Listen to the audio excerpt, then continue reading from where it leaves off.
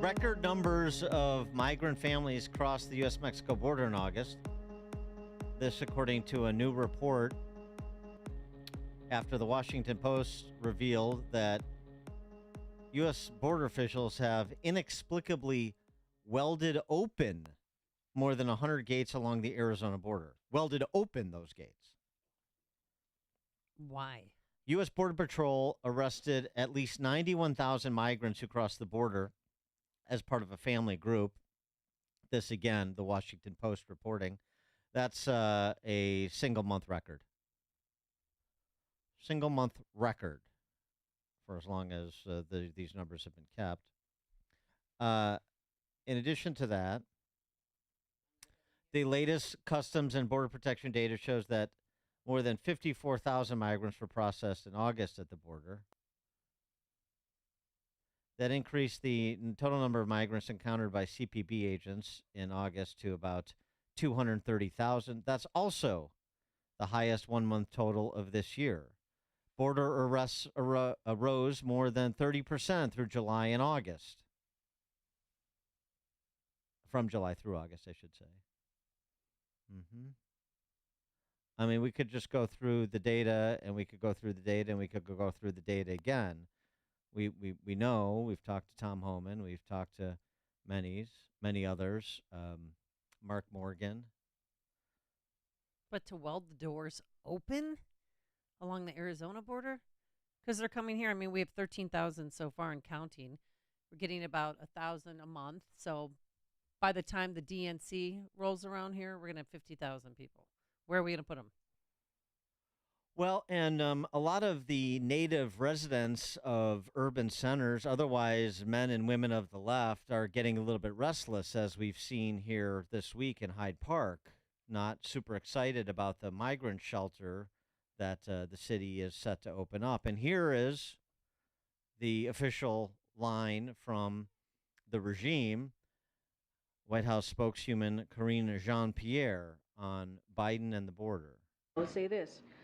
The president has done more to secure the border and to deal with this issue of immigration than anybody else. He really has. June saw the single largest month-to-month drop in unlawful border crossing because of the policies this president put in place.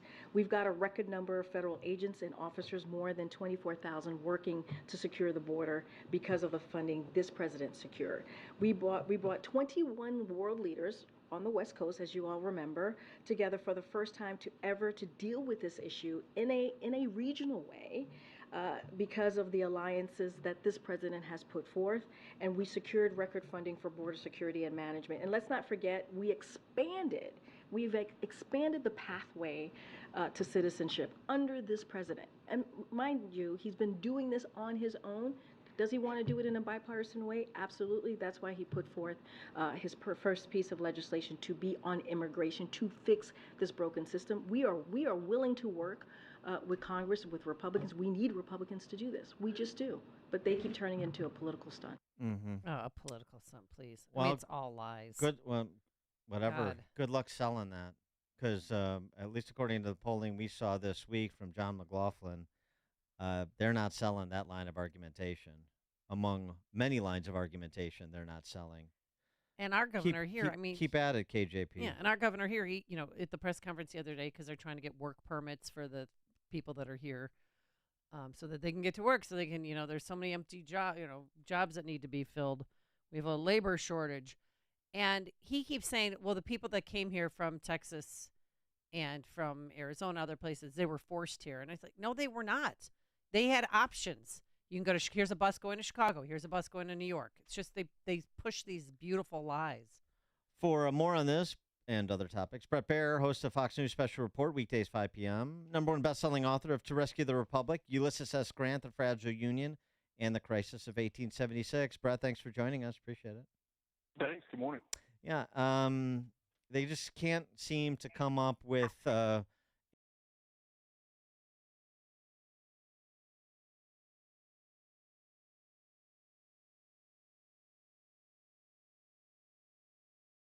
And listen, I think Karine Jean-Pierre's answers fall into almost the gaslight category because It seems so opposite of what the facts are that we're seeing on the ground. Not only that, that we're seeing from Democrats' mouths, not just the New York City mayor and the New York City and the New York governor, but also Democrats along the border. Senator Mark Kelly from Arizona, Senator Kristen Sinema, who's now an independent, but the mayors, more importantly, of those towns who are technically Democrats, who have been inundated with immigrants coming across the border. So I just think that the disconnect coming from the White House podium is getting so egregious that people are tuning it out, that they're kind of moving past it. Not that any other news organization hit them that hard on it, but it's really been quite something to listen to. And their play then is to just buy off the silence of mayors and governors in states that are beset by, where they can, in states beset by this influx of migrants. Like Eric Adams, he's always got his, I need another 5 billion, 10 billion more. Pritzker and Brandon Johnson are doing the same thing. Gavin Newsom is doing the same thing.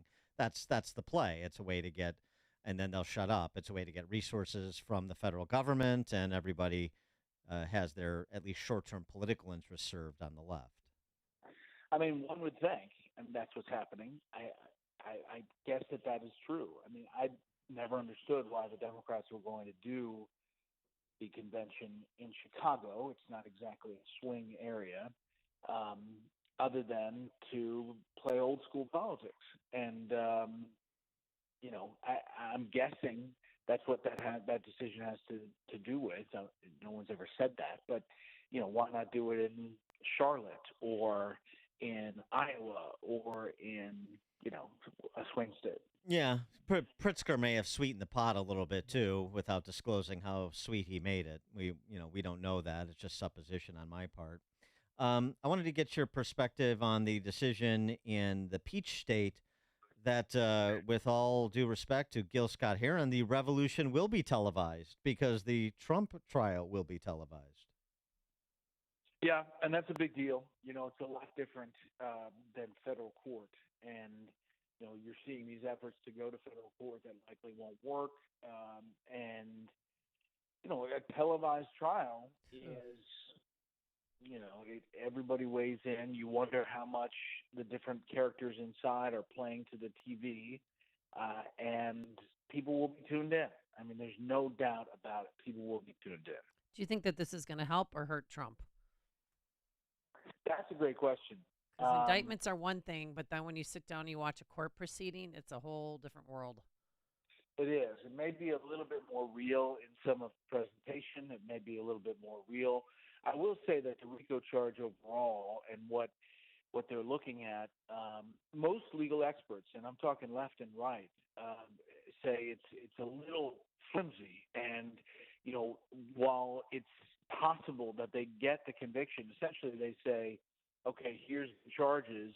Pick one of these, like a platter that they want for dinner. If they get one, they get the charge. Now, that oftentimes, according to legal experts, is open for appeal, and, Sure. and very open for it, but they could get the charge. Well, I'll tell you, if there was one of the four trials that I would want televised if I were Trump, it would be this one, because this is about election integrity. And this is a matter that is still very much under discussion and debate. And there is overwhelming suspicion within the Republican primary electorate that serves his interest. So the idea that I can't have a conversation with the Secretary of State and I can't have people make representations in a court of law or in the court of public opinion about what I think happened and why we should count these ballots or recount these ballots.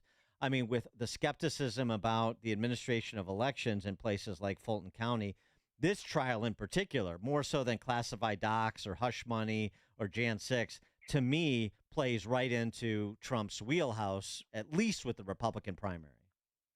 Yeah, and you would expect the Trump lawyers to provide some defense that includes whatever they want to roll out. He canceled that press conference at the advice of his lawyers that he was supposed to talk about Georgia specifically and have all of these details.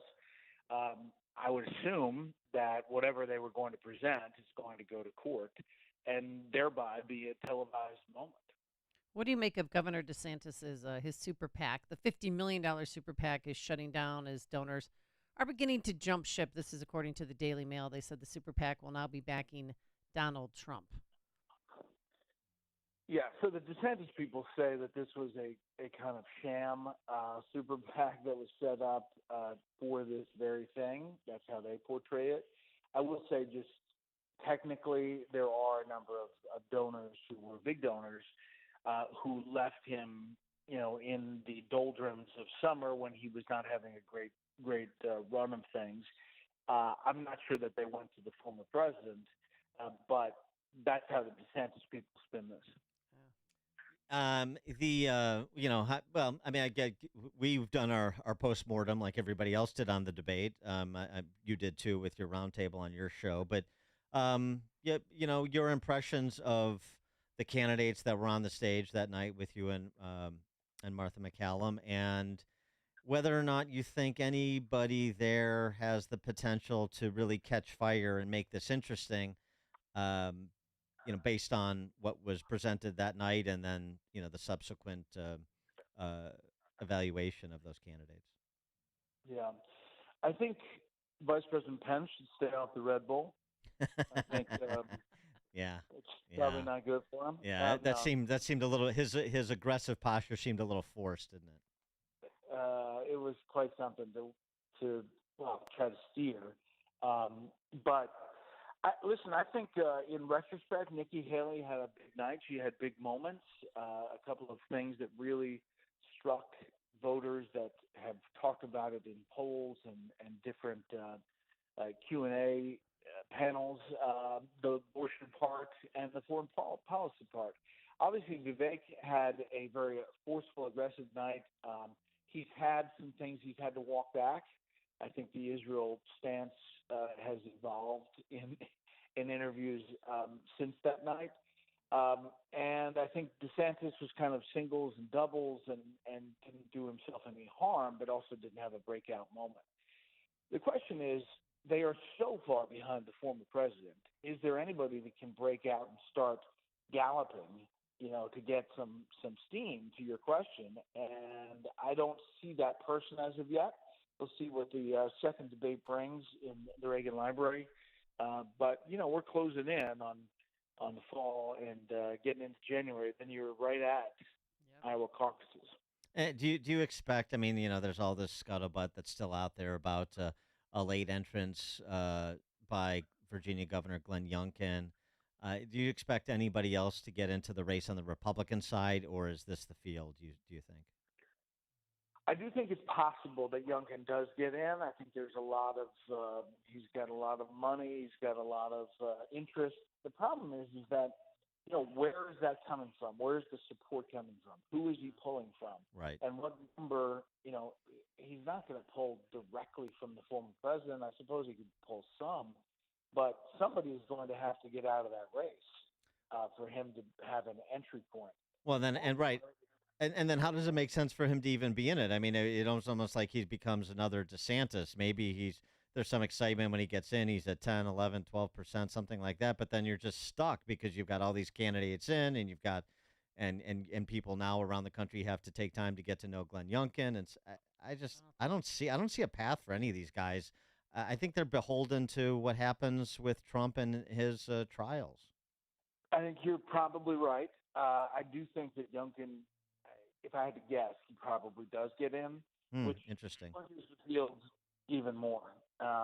But there is a push, I think, to get him in from mainly DeSantis people. And I think if that happens, the DeSantis folks start to fall, and possibly the Florida governor gets out, if it all transpires like that. But you're right. I mean, the path is really quite narrow. Bret Baier, host of Fox News Special Report, weekdays 5 p.m. #1 best-selling author of To Rescue the Republic, Ulysses S. Grant, The Fragile Union, and The Crisis of 1876. Bret, thank you as always. Appreciate it. And I have a new one coming out October 10th. We're going to have to change that tagline. Oh, okay. Oh. You want to preview that for us? Sure. Constitution. George Washington and the Fragile American Experiment. October 10th, you can pre-order now, and it's the fifth of the presidential series of books, and I think it might be the best one. Okay. Oh, All right. George Washington book, Bret Founding Baier, Fathers. Founding Fathers. excellent tease. October 10th. All right. Pre-order it. All right, Brett. There you Thanks go. so much. Appreciate it. Yeah. Thank you. Have a great weekend. And he joined us on our turnkey.pro answer line. There's only one radio show in Chicago talking about today's biggest stories and telling you what they really mean. That show is this one, Chicago's Morning Answer on AM 560, The Answer. When your home or business has an insurance claim, the next step is very important. The claim process with insurance can be tedious, hard to understand, and difficult to navigate. You need someone working for you. You need a licensed claim adjuster. Why? The insurance company will send out their inspectors that work for them, get paid by them, and represent them, not you.